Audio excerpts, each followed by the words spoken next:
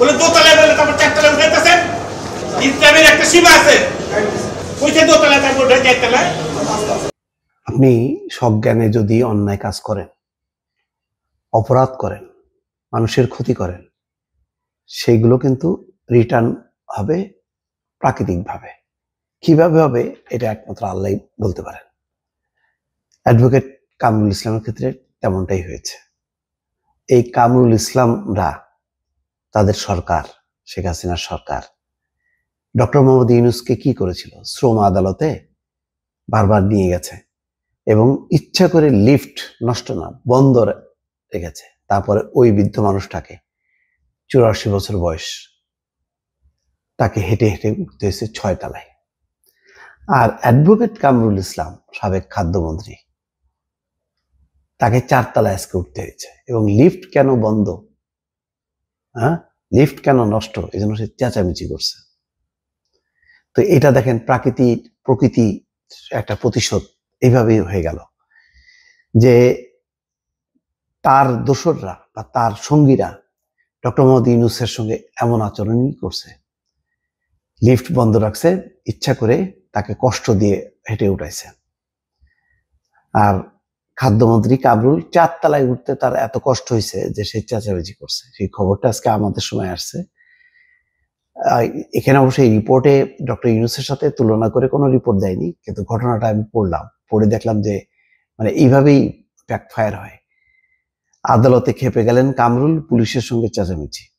ওই ঘটনা নিয়ে রাজধানীর লালবাগ থানার মোহাম্মদ আলী হত্যা মামলায় গ্রেপ্তার শুনানিতে আদালতের এজলাসে লিফটে না তুলে সিঁড়ি দিয়ে হাঁটিয়ে নিয়ে যাওয়ার জন্য ক্ষোভ প্রকাশ করেছেন সাবেক খাদ্যমন্ত্রী কামরুল ইসলাম।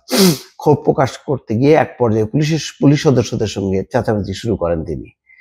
বুধবার সকাল 9টার আগেই প্রিজন ভ্যানে করে আদালতে আনা হয় কামরুল ইসলাম, সাবেক আইসিটি প্রতিমন্ত্রী জুনায়েদ আহমেদ পলক, সাবেক আইজিপি চৌধুরী আব্দুল্লাহ আল মামুন সহ 5 জনকে। এরপর তাদের ঢাকা চিফ মেট্রোপলিটন ম্যাজিস্ট্রেট আদালতের হাজতখানায় রাখা হয়।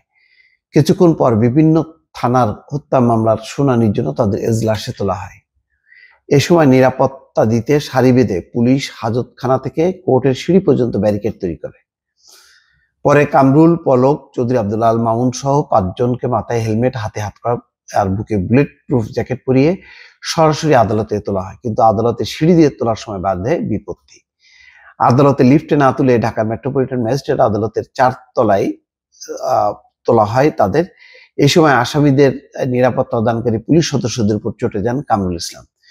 ক্ষোভ প্রকাশ করে বলেন, আদালতে লিফট কি নষ্ট? এত উপরে সিঁড়ি দিয়ে হাঁটানো হচ্ছে কেন? জানতে চেয়ে এক প্রকার চেঁচামেচি শুরু করেন তিনি। এ সময় পাশ দিয়ে হেঁটে যাওয়া আইনজীবীরা বলতে থাকেন, আদালতে আপনারাই লাগিয়েছেন তো নষ্ট লিফট। তবে কামরুলকে পুলিশ সদস্যরা সিঁড়ি দিয়ে উপরে ওঠার সময় হাত ধরে সহায়তা করেন। অন্য আসামিদের মধ্যে পলক, চৌধুরী মামুন সহ যুবলীগ নেতা নজরুল ইসলাম কবিরাজ, আবুল হোসেন নামে এক রাজনৈতিক ব্যক্তিকে স্বাভাবিকভাবে মলিন মুখে হেঁটে যেতে দেখা যায়। এদিকে শুনানি শেষে কামরুল ইসলামকে আদালতে লিফটে না তুলে সিঁড়ি দিয়ে হাঁটিয়ে নেওয়া প্রসঙ্গে রাষ্ট্রপক্ষের পাবলিক প্রসিকিউটর ওমর ফারুকি বলেন, লিফটের সামনে অনেক সময় বিচার প্রার্থী মানুষ, আইনজীবীদের ভিড় থাকে, তাই নিরাপত্তার স্বার্থে কোনো রকম ঝামেলা এড়াতে অনেক সময় সিঁড়ি দিয়ে তোলা হয়। আইনজীবীও বলেন, রাষ্ট্রপক্ষের আর এক আইনজীবীও বলেন, আর আদালতে এলেই তিনি পুলিশের সঙ্গে ঝগড়া শুরু করেন, কখনো আইনজীবীর সঙ্গে ঝগড়া বাঁধান, আবার কখনো উচ্চবাচ্য বক্তব্য দেন। এটা ওনার স্বভাবজাত অভ্যাস। অন্যদিকে জুনায়েদ আহমেদ পলকের আইনজীবী আফতাব মাহমুদ চৌধুরী বলেন, কামরুল ইসলাম একজন বৃদ্ধ মানুষ। আজ আদালতের 2য় তলায় শুনানির কথা ছিল, কিন্তু 4 তলায় কোর্টের শুনানি হয়েছে। আসামিদের ভোগান্তি দেওয়ার জন্য সিঁড়ি দিয়ে তোলা হয়। যাই এই খবরটা পড়ে আমার মনে হলো যে ডক্টর ইউনূসের সঙ্গে যে কঠিন, নির্মম, অমানবিক আচরণ করা হয়েছিল একজন নোবেল বিজয়ীর সঙ্গে, যে লিফট বন্ধ রেখে তাকে 6 তলা পর্যন্ত মানে সিঁড়ি দিয়ে হাঁটতে বাধ্য করা হয়েছিল। আজকে কামরুলদের পরিণতি এরকমই, আরো অনেকেরই পরিণতি হবে আস্তে আস্তে, সেগুলি হয়তো জাতি দেখবে। ভালো থাকবেন, আল্লাহ হাফেজ।